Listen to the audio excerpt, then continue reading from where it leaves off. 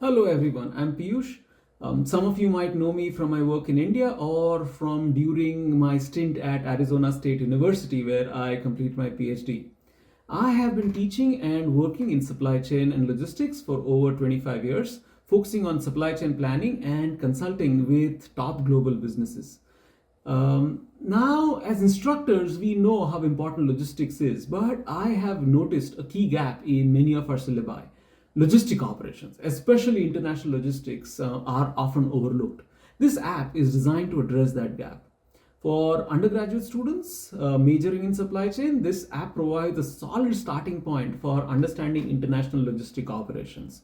Of course, these students need to learn far more than what this app covers, but it introduces them to the foundational concepts. For MBA students and the undergraduate students in other majors like marketing, finance, this app offers a more generic overview. It helps them start appreciating the complexities of international shipping and logistics, which is essential for making informed decisions when dealing with global supply chains. In this video, I will first explain the structure of this app and how it's divided into two parts.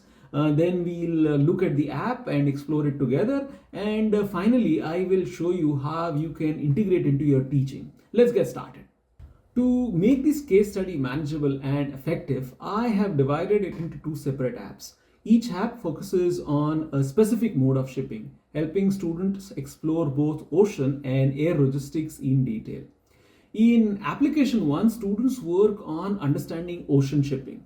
They calculate the cost of shipping one iPhone from China to the US using the ocean route. This involves exploring container sizes, pallet stacking, and how products are packed and shipped.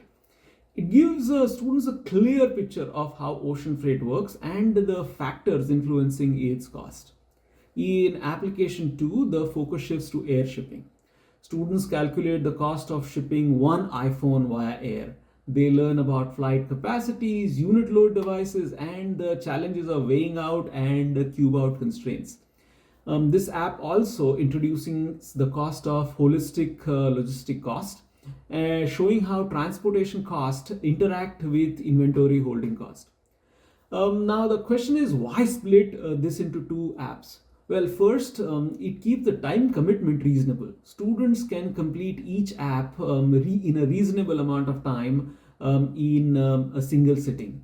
And second, breaking the app into two distinct parts, ocean and air, helps the students focus. They engage deeply with one mode and then reset their thinking for the other.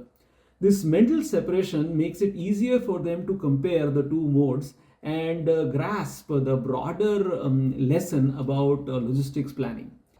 So this is how the app looks like.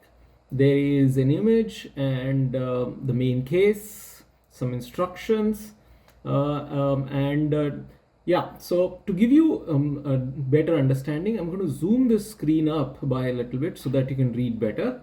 And you see that as the zooming changes, the image and the dimensions also change. So it has been configured so that the students can take and conduct this exercise on any kind of device, on their laptop, on tablets, or even mobile phones, and they would still get a very good experience. So if you scroll down, the first is this question that April 2019, you are the logistics manager at Apple Inc. and you have been tasked with the plan of shipment of iPhone 11 and so on. So this is the part one where we talk of ocean shipping only. The first thing that we see here is this drop down for selection of the name. Your student names would be here. The student selects a particular name and then starts answering the questions. The way this app is designed, the questions, as soon as the student answers a question and presses the submit button that you see here, the questions and the answers would be sent to the open API, and you would get a constrained response, a specifically designed response, which is designed to help the student learn. So for example, let's assume that the student does not learn. Let's take an extreme negative example and say the student answers, I don't know. So the first question is that where the phones are manufactured, the Zhengzhou economic zone is internal, it's not near the port, and most export zones are near the port. So why is it that iPhones are made in an export zone which is not near the port?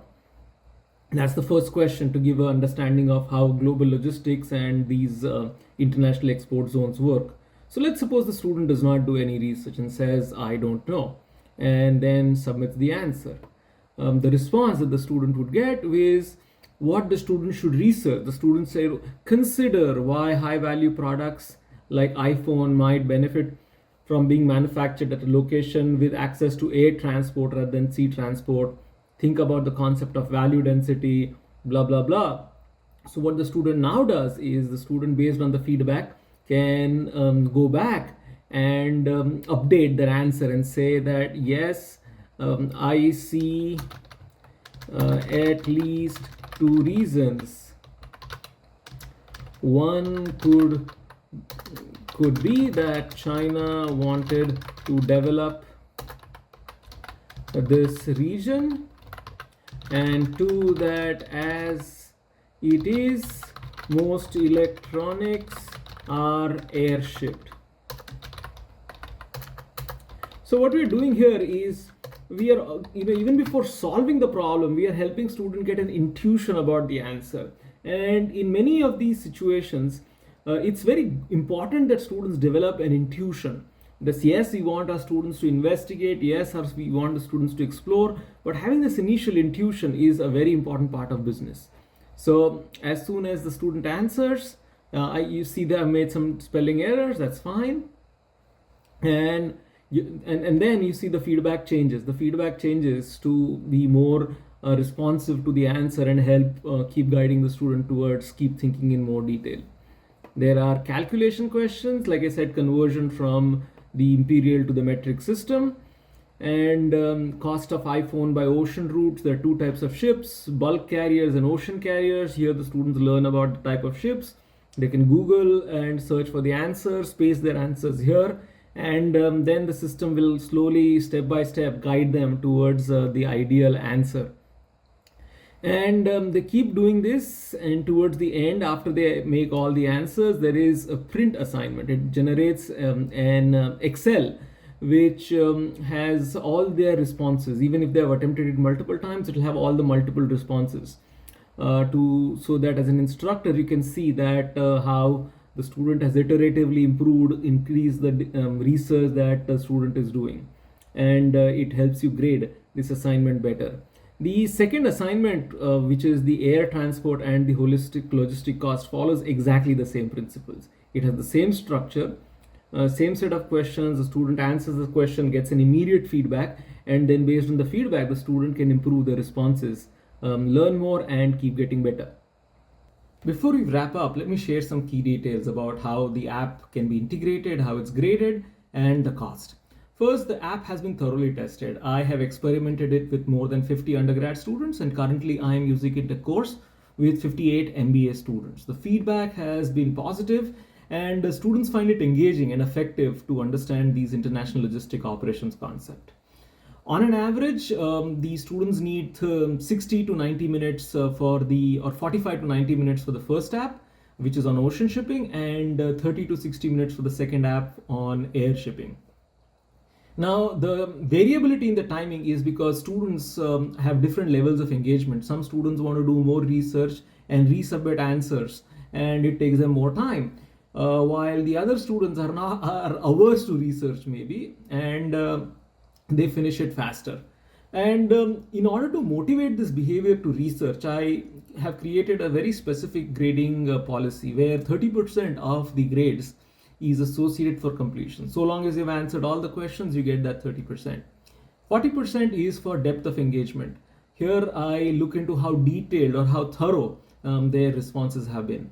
And the last 30% is for ensuring that the answers are relevant, that they align with the specific questions and the context. Now, this approach motivates the students to complete their work while also encouraging them to go beyond the cost level, surface level responses and think critically. Well, as for the cost of the tool, I'm offering it free of charge for the first two people who experiment this with me. The only condition is that you conduct a short survey with your students and share that feedback with me. I have a survey designed to understand the app, their effectiveness, and possible solutions. After this initial pilot, my plan is to sell the price the app for $4 per student. The pricing is comparable to other tools, and the primary purpose is so that I can keep working on these similar tools and develop more content which is more practice oriented and relevant and helps our students become better when they are at the job. If you have more questions or need further details, feel free to message me on LinkedIn and I will be happy to respond and answer any queries that you have. Thank you again, and I look forward to hearing your feedback.